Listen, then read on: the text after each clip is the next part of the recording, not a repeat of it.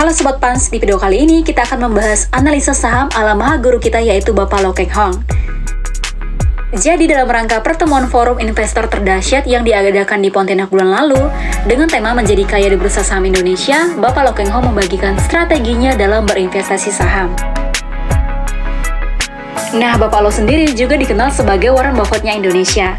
Julukan ini diberikan kepada beliau karena ternyata gaya investasi dari Bapak Loh sendiri mengikuti gaya investasi dari Warren Buffett. Nah, begitulah singkat ceritanya Sobat Pans, kita akan langsung membahas lebih lanjut.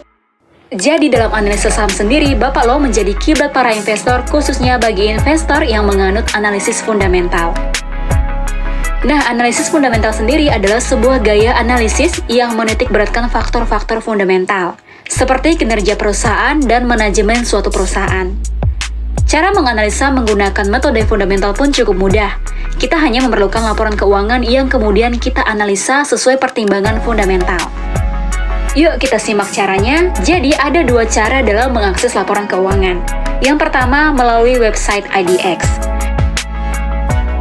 Sobat Pans ketik di Google idx.co.id, kemudian muncul website IDX.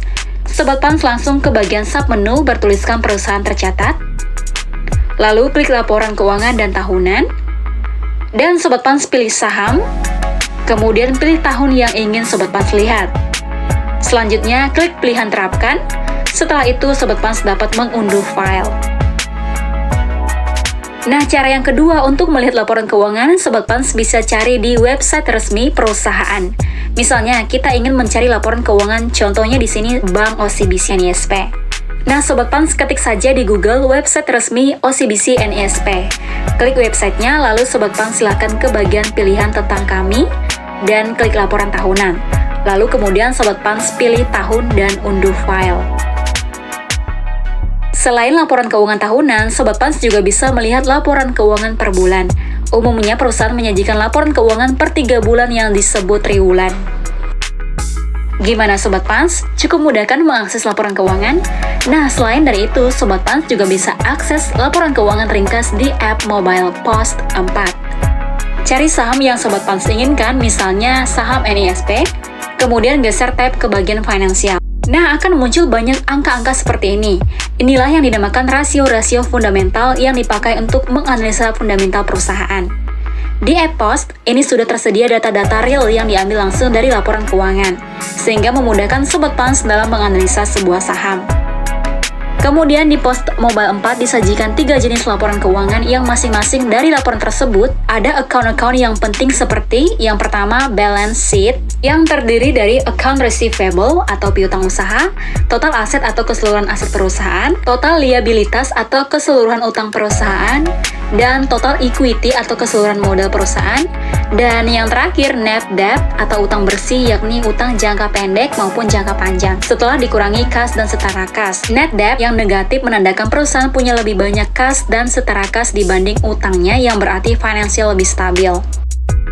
Lalu jenis laporan keuangan yang kedua yaitu income statement yang terdiri dari operating profit yaitu keuntungan operasional, pre-tax income atau pendapatan sebelum pajak, net income atau pendapatan setelah dipotong pajak.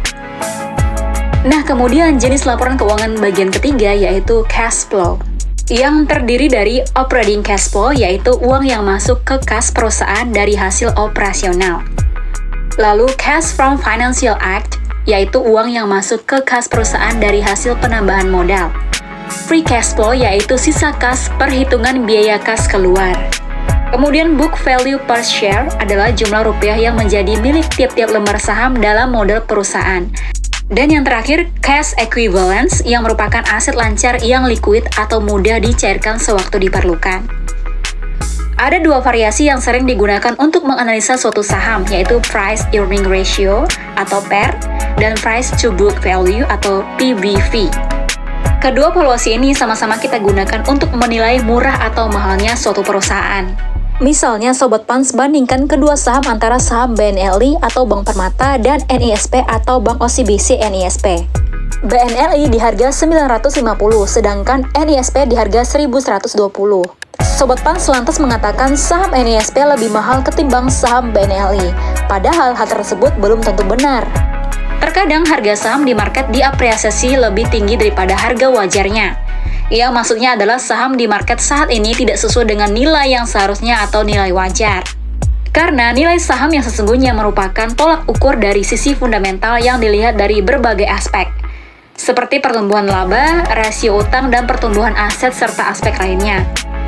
Nah, di sini ada dua rasio keuangan untuk menilai mahal atau murah suatu saham.